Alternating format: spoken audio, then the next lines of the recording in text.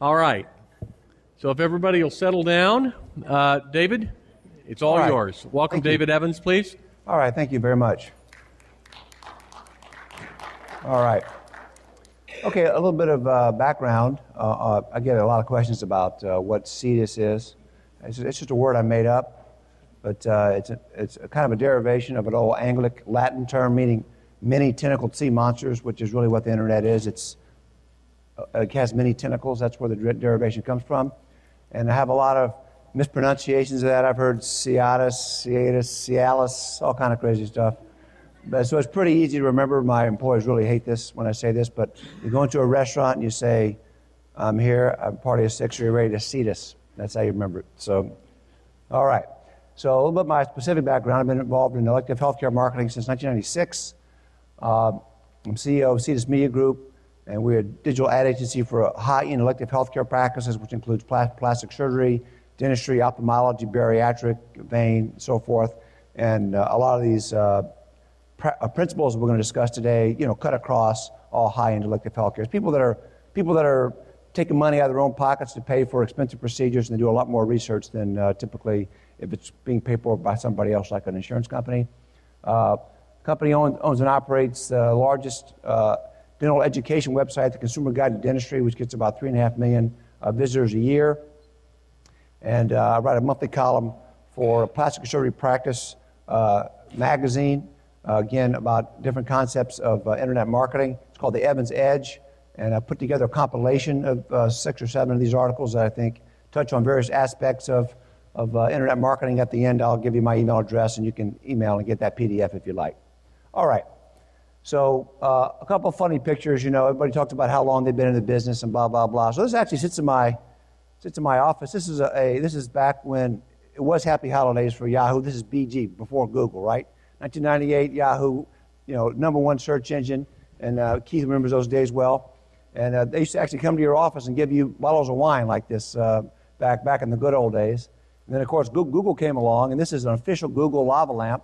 I'm not sure how many of those that they gave out, but this is back, now you call Google, you can't even get anybody to answer, but then they used to come to your office and talk to you, and as he took us to the racetrack. So times have changed significantly. But my wife said, I need to put that stuff up because, it's a real souvenir of times gone by. It's like generations ago. All right, so internet marketing. Essentially, what we're faced with today is the high visibility on the internet is equal to your perception of quality. That's what it is. Okay, there's no way around it. Consumers associate what they see online with what they think about you. You think about it, you're the same thing yourself, right? Come to San Francisco, somebody tells you, hey, there's this great Italian restaurant in North Beach area. You don't bother to write it down because all you got to do is come to San Francisco, type in best Italian restaurants in North Bay, and you'll see that recommendation you got. You remember it, and you'll click on it, right?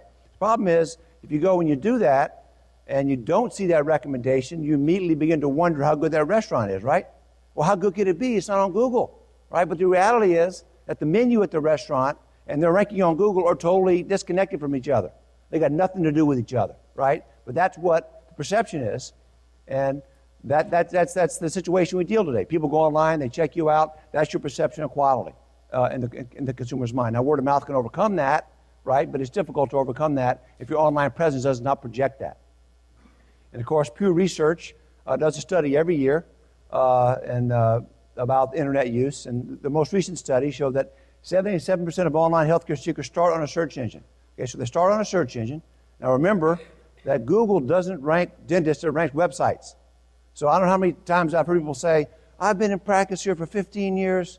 That guy opened a new office right down the street. He already outranks me on Google. Don't they know I'm an AACD member, blah, blah, blah, blah, blah. Google doesn't care, right? Google ranks your website, not your certifications, right? That's the world we live in. And then, and the next part is 73% of people who find something on the internet think that, or a search engine, think it's accurate and trustworthy. Okay, so 3/4 start on the search engine. On the search engines, search engines rank websites, not you.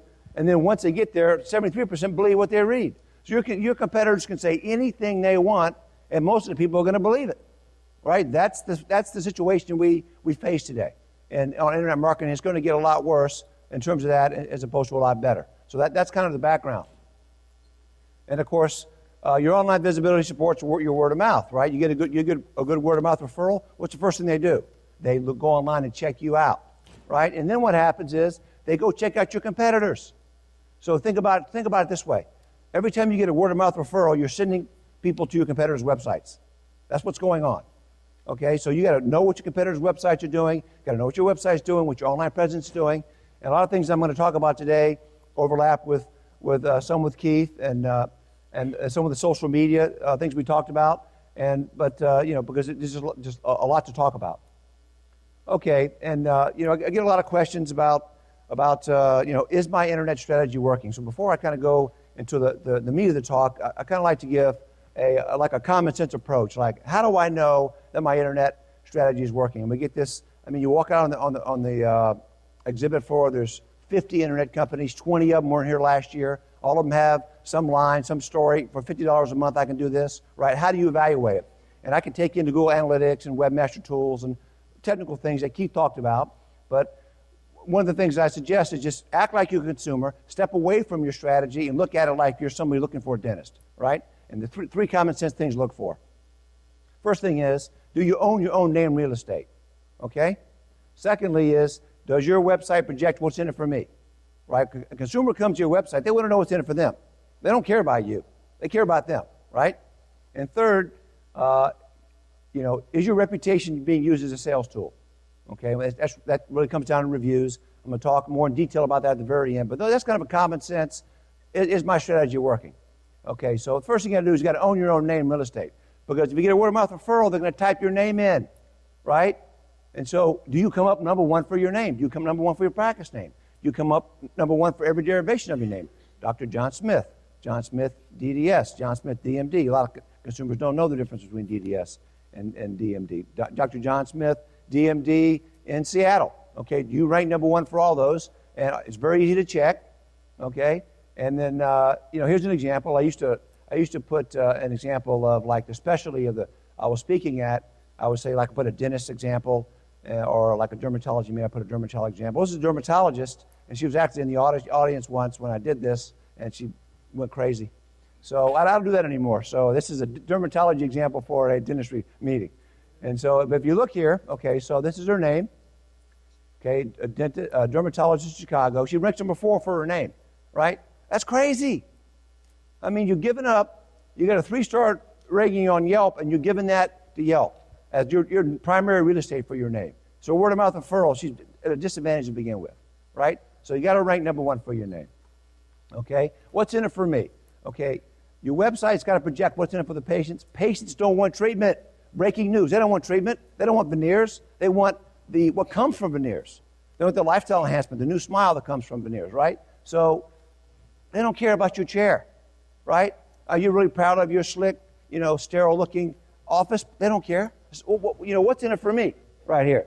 Oh, and I love this, right? I mean, what is that, right? I mean, everybody in this room knows what that is, probably. You're really proud of your hundreds of thousands of dollars you spent on your CEREC machine, but consumers have no idea what that is, right? So why are you selling a piece of equipment to your patients, right? I mean, think about it, looking at your website, what's in it for me, So an example, SoCal Smiles, people want a smile makeover, they want to see before and after. So what they want, feed it to them. All right, reviews. Okay, consumers are using reviews to make buying decisions, and the use is exploding in healthcare. And what I'm going to suggest today is that your online marketing company needs to be helping you with your review strategy, whether or not they actually have their own reviews product. They need to help you integrate that product into your strategy and help you use your reviews to sell. Okay, and there's a lot of studies out there. For example, Revu shows that sales increased by 18% when reviews are mixed in with product service information. That's why Amazon publishes reviews on their website, because it increased sales. So, put reviews on your website. And you got to have a four-pronged strategy. We'll talk in detail about the strategy at the end, but I just want to throw it out there. Okay, first of all, you got to monitor what people are saying about you. You got to survey your patients so you know what they think about you and you know your quality of care. I had a dermatologist tell me once, I had no idea my receptionist was rude until I read it on Yelp, right? By the time you read it on Yelp, guess what? It's too late. okay? Because a lot of people didn't like it who didn't even comment, okay? You need a way to send prospective patients to good reviews, so you know where your good reviews are. You put those on your website, and you send people to websites so you know you have good reviews, and you need a method to solicit reviews. And so this is really a comprehensive package. Most review companies don't have all of these, some do, but what I'm suggesting is that your internet marketing company should help you with these various aspects of the strategy to help you with this. Okay, so that was the common sense thing. You should be able to check for yourself, right? Does your website project what's in it for me? Do you rank for your name? And, you know, is my reputation being leveraged online to help me sell? Okay, so I'm going to talk about kind of three things: website design, ranking on Google, and review strategy. And again, some of the things that on the ranking on Google is going to overlap what Keith talked about, but a little bit different angle, so hopefully you'll be able to draw from both talks effectively. All right, website design. Okay, we're in the aesthetic business. Number one, it's got to be visually attractive. Number two, you have to have a clean marketing message. Again, what's in it for me? It's got to be easy to navigate to key sections. Testimonials and galleries are easy to find. Pew Research showed that 52% of the people who are looking for healthcare information online are looking for other people's experiences. So what is that? Other people's experiences, testimonials, before and after gallery reviews, right? 52%. They want it, feed it to them. Okay? It's got to be highly educational and focus on key procedures that you offer. Should be a prominent call to action with prominent contact information. A lot of sites have their phone number buried in the bottom or on the contact page. You can't find it. I mean, think about it yourself. You go to a place to learn about a product and you have trouble finding the contact information, even if it takes more than a few seconds, boom, you're gone. You go to the next place, right? So make sure that for your own site. And this course has got to be mobile friendly in today's age. What happened yesterday, more mobile searches than desktop. It's got to be mobile friendly. All right. So website design overview. What's the number one thing? It's got to be what's in it for me. Okay, now this is a marketing message. A beautiful smile can change everything. So when someone comes to your site and they look at this, they know immediately what's in it for them, right? A beautiful smile. There's no guesswork involved. Okay, here's a site I found in San Diego. I don't know where this picture's taken. That doesn't look like San Diego to me. But, okay, and what's the difference between treatments and cosmetic treatments? So now you got to dig around in here, figure out what I'm looking for. People really want gallery. They want to see your gallery. They want to see your testimonials. You got to dig down to find all that stuff. Why make it difficult? Okay. And this is one of the biggest mistakes I see in dentistry, particularly cosmetic dentistry. Is you don't emphasize your target procedures, because a lot of you have general practices in addition to the cosmetic side of your practice, so you kind of mix everything together. So here's an example. Park Avenue Dentist. Again, I found them online. I don't know these folks. Okay, so services, right? Now, my guess is Park Avenue Dentists, they probably do a lot of cosmetic work, right? Probably charge a lot of money for it. So here's the menu, right? They got non-surgical root canal with the same emphasis as veneers, right? You know, sometimes you go to a restaurant and you go, boy, I wonder what the special is tonight. You open the menu and they got a big thing there. Our special night's crab legs with, lobster tail, blah, blah, blah, And you go, oh, that looks great. That's what they specialize in. And some nights you go into a restaurant and you open the menu, there's nothing there, no specials or anything. And the waiter comes over and goes, yeah, see that fifth thing there in the menu?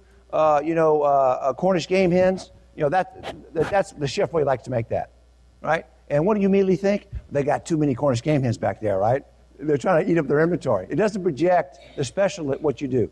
So you got to do that. Project it. If you want to do a lot of more veneers, and show it on your website. Make it part of your special. And this is I think a very good treatment of it. So they obviously have the standard cosmetic dentistry link to that procedures, but they also emphasize right on their homepage veneers and teeth whitening. Okay, that tells the consumer looks at that for 1 second and knows that's something you specialize in. Okay, it's not just mixed in with everything else. Okay, that's website design. Okay, so ranking on Google. And you've heard this term a lot about being the best online resource. So Google's job is to select and display the best online resources related to the search query. Why is that?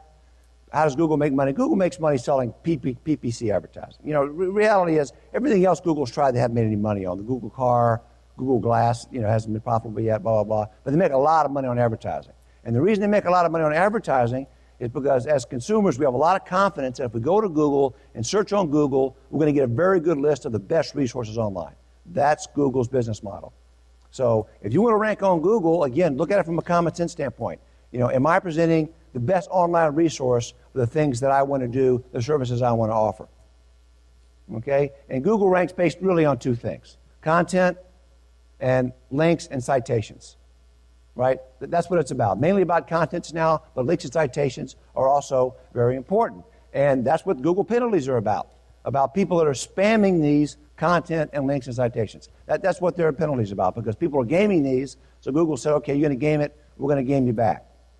And so then Panda is actually about content, and Penguin is about links. That's what it's about. And it's kind of easy to see why Google's upset about content, right? So what's Google's second largest expense behind payroll? Air conditioning. Air conditioning. They got to air condition acres and acres of server space, right? And now if you got a bunch of thin content, and think about it, Google stores in these servers every web page in the world. That's a lot of storage, right? So why would Google want to store your web page that's duplicate from somebody else's, or it's thin, or projects some information, right? Because it costs them money to do that. So they said, you know what? We're going to, for a long time we never ranked pages with thin content. What we're going to do with Panda is we're going to say, we're going to penalize the whole site. You put some duplicate content on there, you put some thin content, we're not going to penalize that page, the whole site we're going to de-index until you take it off there, because we don't want to store it, right? And Penguin's kind of along those same lines. They have to store all these links. Many of the patents that Google has submitted have been for how to value links. So they got to store and value all these links again. It takes a lot of server space to do all that. And if you're gaming the system, they don't want to have to store all that. So what do? They said, hey, you got some bad links, we're going to penalize the whole site. And as Keith said, this is a particularly vicious penalty because you don't control it. At least on your own website, you can take the content down or change it. If you get links on other people's sites, then you got to go to those sites and get it taken down, or you may not be able to, right? Okay, so let's talk about the content. So content really does two things. First thing it does is propels conversion. So if you have canned content, you're a canned dentist. It's that simple, right? If your content is not compelling, they come to your page. They're not compelled by your content. Why would they come to you as a dentist? Okay? And secondly, what it does, it creates an image of your web presence as a unique resource for the search engines. So for the consumer, for the search engines, right? So content's got to be compelling and unique content. Okay? And as I said, thin content or duplicate content will be punished by Panda, and Panda is a very difficult thing to deal with because you got to go and evaluate these links. Google is not very helpful. It doesn't tell you which links are bad, which ones are not bad. So it's a very, very difficult thing to get around. Excuse me, that's Panda is the content. But okay, so is this good content? You just can't make this stuff up, right?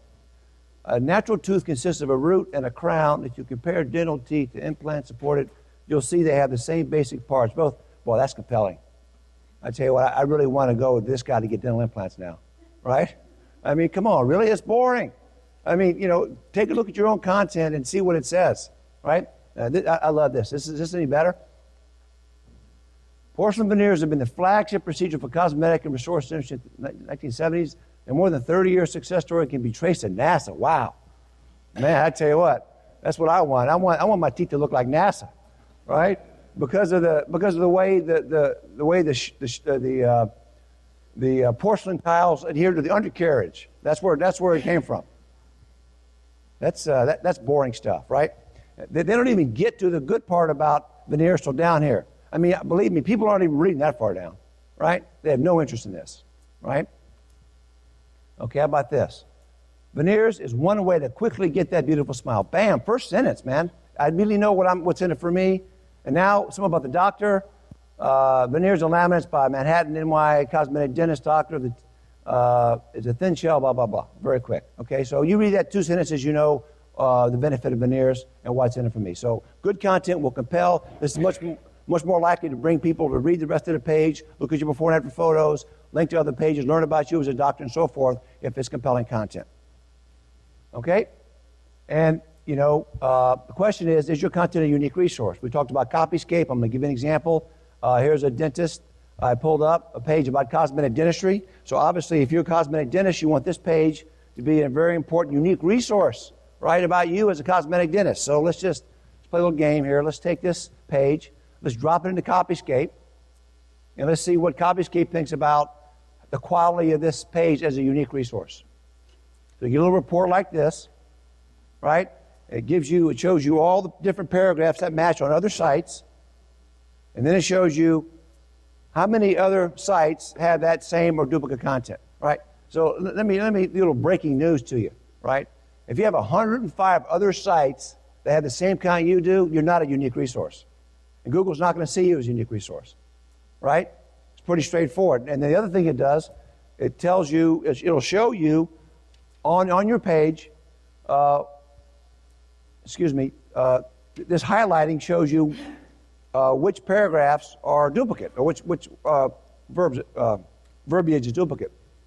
So you can see, again, if all these paragraphs on your page are the same as a bunch of other sites, it's impossible to sell the idea to Google you're a unique resource. So you got to have unique content. All right, links. Links drive rankings when they're used in conjunction with good content. So another site links your site. That's seen as a vote for your site. So a high quality vote, and votes are just like anything else. It's just like a word of mouth recommendation. A word of mouth recommendation from a criminal is not as good of a recommendation as a trusted politician. Oh, that's a bad comparison. But you get the idea, right? So a vote, it's a vote for your site. So a vote from another dentistry site, another healthcare site, a local site that has a lot of credibility is a very good vote for your site. A vote that comes from a site like Keith showed is not a good vote, okay? And Google relies heavily on a site's link profile to determine rankings, but the link games no longer work, okay? And these have been spammed.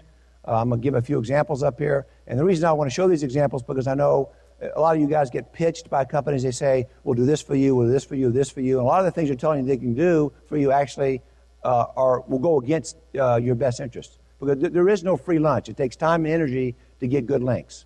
Okay, you can't just go buy them anymore. And of course, weaker spammy links will be punished by the Google Penguin penalty. Okay, so this is an example. You can go online right now and type in buy links, and you'll see something like this. So for $22, you can get 222 backlinks, right? So if you just go buy the backlinks, how much value do you think Google's going to put to them? Not much. And the problem is not only does Google not value them anymore, it'll actually penalize your site. Okay, guest blogging.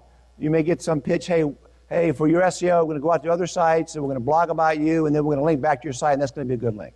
Well, Matt Cutts, who Keith referred to earlier, is the spokesperson for Google's spam team, and he said that essentially guest blogging is out, right? People are just out blogging on other sites and linking back to your site. Google's not going to count it anymore, and the reality is that you could get penalized. Okay, press releases. Okay, press releases are no longer really good from an SEO linking standpoint. So if you have a press release, if someone says, we're going to put press releases out for you and build links for you, okay, that doesn't work anymore. And now there are uses for press releases, right? If you have real news about your practice and you put it out there, and then you link back from that with using no follow, okay, that can benefit you, but it's got to be real news, right? A new chair in your office is not news, right? We see some of these press releases are crazy, but if you go to Guatemala and do charity dental work, that's news. Okay, so you create a press release about that, link it back to your practice. Now that's quality content, and that could benefit you. But as a pure SEO play, just for the links, it doesn't work anymore. And as Keith showed, you got to monitor your Google Webmaster Tools. So how many of you know for a fact you have Google Webmaster Tools on your website? You've seen them, right? I mean, if you have a good SEO company, you have to have this on your website, because this is how Google communicates with the website owners through Google Webmaster Tools. They'll send you an email like this that says that, in this particular case, it was interesting because normally Google doesn't call out the specific link, but in this particular case, it showed that the link it didn't like, which is very unusual. It's the kind of link you want to get. There's a woman who's blogging about her cancer, and she really liked her doctor. She linked to her doctor. The only problem is that link ended up on every page of the blog, and it was too many, and they had to have it taken down. But it's what it looks like. And then you got to take the link down, and you got to go and ask Google for a reconsideration request. Okay? So where do you get good links? You start with low-hanging fruit, societies, vendors, local organizations. Here's an example. If you're in the Chicago Dental Society, for example, here's a link right on your profile. I looked at their site. Probably only 15% of the people in this society actually put their link on there, right? You're already paying for it. It's a very high quality. It's a dental site that's voting for your site. That's a good link, okay? If you use Botox, if you use Care Credit, all these vendors have links in their websites. Take advantage of them. Make sure you go on there, sign up, and then get the links properly input on their sites. Okay? Citations. Google essentially is driving their search results to be hyperlocal. Okay? What they're trying to do is drive the search so that, as Keith talked about the 7-pack, that they want to show these hyperlocal results. Why? Because they want to sell hyperlocal advertising, right? Now, the only problem with that is, from our standpoint, is that cosmetic dentistry isn't really a local business, right? Because people will travel to see a cosmetic dentist. People don't get up in the morning and go, oh, whoa, man, I had a good sleep last night. I need to get veneers today. Who's the closest dentist? Right? It doesn't work that way, right? And you might do that for a light bulb or a screwdriver because you already know what you want and you know all you need is the closest place to buy it, right? But Google is taking that hyperlocal algorithm and driving everybody into that. So even though cosmetic dentistry isn't a hyperlocal business, you've got to deal with that aspect of it. Okay, and so why citations are important is because what citations do is they confirm for Google that you're truly a local business. So when Google Local first came out, people were putting in fake addresses and fake localities and spamming it so they could get citations. I mean, they get local rankings that didn't really exist for their practice. So what Google now has done, it says they use citations to confirm that you're truly a local business, and that's why you got to make sure all your citations are consistent, like was said earlier. Okay, so incomplete or inaccurate citations can definitely damage your rankings, and that's really what the Pigeon update was all about. So the Pigeon update really was tied the organic rankings of your website to the local ranking. So prior to Pigeon, local had a different algorithm than the regular algorithm for your website. Now the two are the same. That's what that was about. That Pigeon first rolled out in 2013. It finished the domestic rollout in the middle of 2014, and then at the end of 2014, it went totally international. So now the signals being used to rank your local are also being used to rank your website, and vice versa. So, but the problem is, if your office is not physically located in a specific municipality, you can't rank for that area. Okay, so if you're a dentist, for example, say in Arlington Heights, which is a little suburb of Chicago, and you want to pull from the Chicago market, you can't rank in Chicago because you're not located there. Okay, before you could stuff some Chicago terms in there, and you could rank in Chicago and rank in Arlington Heights. Now, if you have an Arlington Heights office and your website's all about Chicago, that's a disconnect for Google. And guess what? If you get a disconnect on Google, they don't rank you. They say, so is he a resource for Chicago or is he a resource for Arlington Heights? I can't figure it out, so I'm not going to rank either. So trying to rank in an area where you're not actually not only won't get you ranked there, but it actually can hurt your ranking. So what do you do if you're trying to draw from a different area? Well, there's a couple of suggestions. One is you can buy PPC advertising because Google will allow you to purchase ads in specific zip codes. So even if you're not in the Chicago zip code, you can buy ads there on Google. Okay, so here's your PPC advertising. It's on the top and on the side, so you can buy your zip codes where you want to draw from. And again, your good online marketing company knows how to do this, can take care of you, and get visibility in those zip codes where you normally would not be able to be present. Okay, the other strategy is use a directory.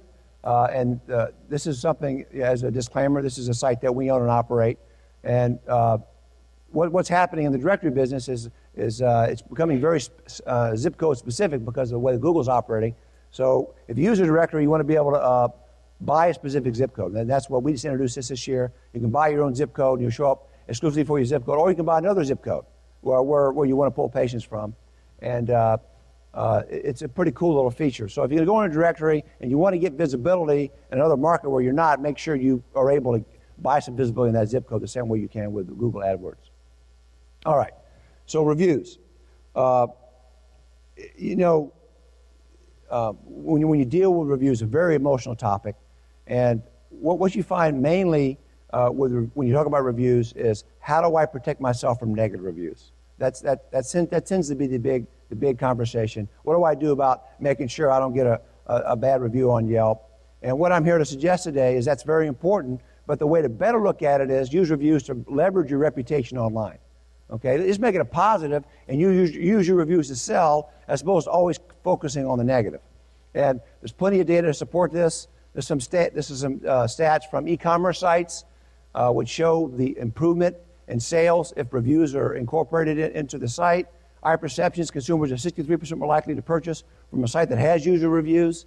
E-marketer reviews are 12 times more trustworthy than descriptions from the company. So again, as Jack said earlier, you used to be able to completely control your brand. You could control the message of your product. Now other people control that. So, and of course, reviews, when mixed with product information, creates an 18% uplift in sales. So, so what this tells you is you need to use your review strategy to be able to boost your conversion in your office. And again, this is data based on e-commerce, but the reality is for elective healthcare, a lot of consumers are going to websites to make their decisions about what doctor they're going to use and what procedures they're going to have, right? Okay, so here's some of the data. Here's Bright Local. So what Bright Local has shown is that from 2012 to 2013, doctors and dentists became the second highest profession or type of service where reviews were used to evaluate whether you wanted to go see them. Second only to restaurants, right? So now it's above travel. And it increased 51% from 2012 to 2013, and it's gone up even more in 2014. So doctors and dentists are right there. They're using it. Consumers are using it to make buying decisions. Okay, so now what I want to do is I want to make reviews a math problem for you, right? So how many reviews do people read before they make a buying decision? 85% of consumers will read 8 reviews or fewer before they make a buying decision. So what does that mean? You put 8 reviews on your website, right? Right next to your veneers. Your veneers page, you got your content, you got 8 reviews minimally about your veneer cases. And they got to be fresh reviews. They should be relatively recent, and they need to be something more than just, oh, I love this doc. It's got to be something specific about the procedure. Okay, so you need 8 reviews. Okay, and of course everybody knows this, but I'm going to go ahead and talk about the data anyway. This is data about plastic surgeons, but I think it's very applicable to dentistry as well.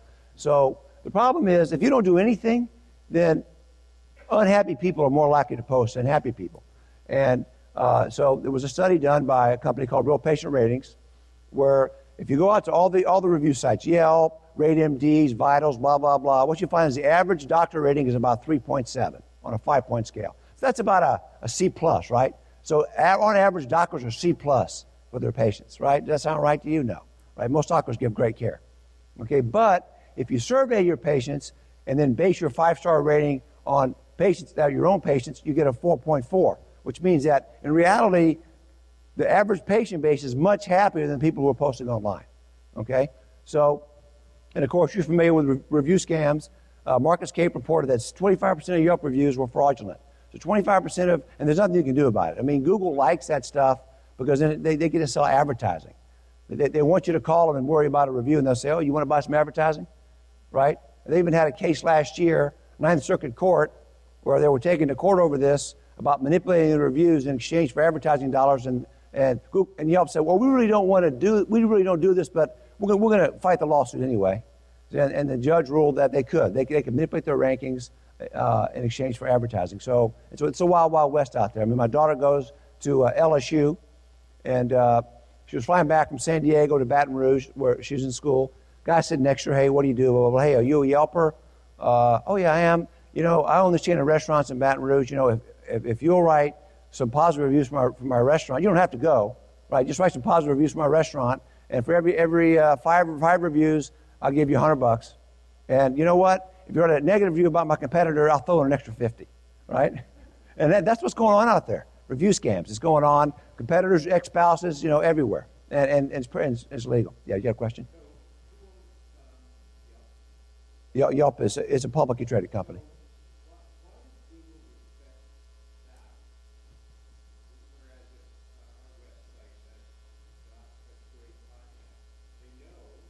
Right. Yeah.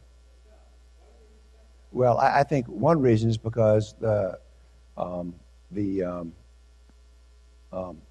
who is it? FCC. I forget who regulates it, but they went after Google on their anti-competitive activity, and immediately after they settled that lawsuit with the government, Yelp's rankings went through the roof.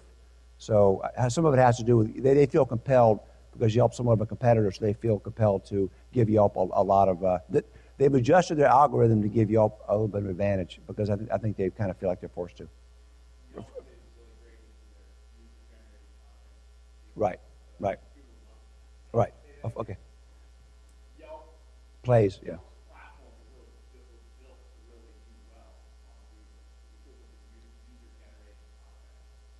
Right. That's what Google loves. They because love the content- that fresh, user-generated, because people are going Yeah, all on there the time, generating all this content. Yeah, Right. there's a fraudulent aspect of it, Right. but there's a lot of people on there on Yelp who are Yelping consistently. So, and it drives me nuts because Yelp ranks really well on Google. And it shouldn't. And it shouldn't, yeah, because a lot of it's not right. So anyway, I got 5 minutes. Let me wrap this up. Then we can take the questions. So it's an interesting stat. So you're 7 times more likely to get a 1 or 2 on Yelp in general than you are from your own patients. 7 times more likely, right? So you got to survey your own patients. You got to get those guys to write reviews. Okay, so the strategy is you got to monitor what is being said. You got to generate reviews through surveys and put these on your own website. You need a system to expose patients to good reviews. It's not good enough just to have them. You got to feed them to your patients because you know if they read 8 good reviews, they're likely to choose you as their dentist. So put 8 reviews in front of them. Don't let them wander around the internet and stumble into ones that you don't control. Okay, and you have a system to solicit or encourage reviews from the other review sites. Again, this implementation, what you want to do is get the reviews and put at least 8 on your website. It'd be best if they were procedure specific. You put them right on the procedure page. Same way Amazon does, right? Got the product, you got the review, right there. And you need techniques to generate reviews on other sites. You can't just focus on your own site. You need to focus on Google+, Yelp, and so forth. All right, so here's an example of plastic surgeon just feeding reviews right to his homepage. Just they're fresh content's always being generated. There's a little widget. So some of the review companies offer this as a widget that will pull reviews from other sites and feed them right on your site. It's a very effective way to use reviews to leverage your services. And then here's another example of a, look, if you know you have great reviews on Yelp, Google+, and Angie's List, but you don't have good reviews on RateMDs, don't send people there, right? Send them where you know you have good reviews. Somebody monitors your reviews. They know where you have good reviews. Send them over there. They'll read 8 reviews. That's where you want to send them, and you know you close them as a patient, right? So that's the strategy. All right. So in summary, if you want to evaluate your web strategies from a 40,000-foot level, you just look at 3 things. Do you own your name real estate? If you're a consumer looking at your website and you look at it, is it all about me? And of course, you got to use reviews to sell. Okay. So content's important not only to rank but for conversion. Link and citations are now very important ranking factors. Links were always, and now citations have become very important ranking factors. And don't expose your site to penalties by having thin content or do link gaming. So that's the presentation. As I said earlier, I put together a compilation of 6 of these articles. They touch on PPC advertising, Google penalties, link juice, social media, so forth. So if you want copy that compilation, just email me, and then I'll send it to you. A little PDF that has links to take you to the different articles. All right. Thank you.